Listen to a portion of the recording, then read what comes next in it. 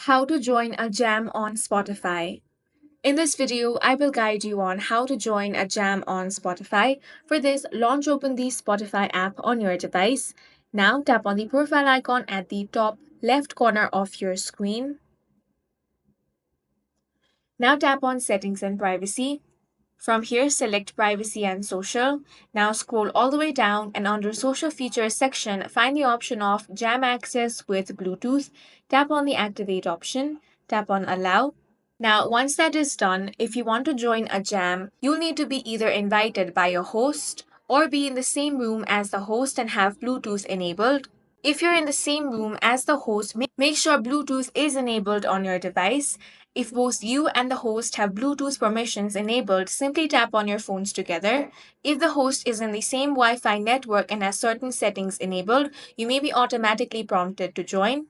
If your friend has shared a jam link with you, you want to tap on that. If there is a QR code, you simply want to scan that to join. And in this way, you can join a jam on Spotify. And that's it for this video. If you found it useful, make sure to hit the like button and subscribe for more videos like this.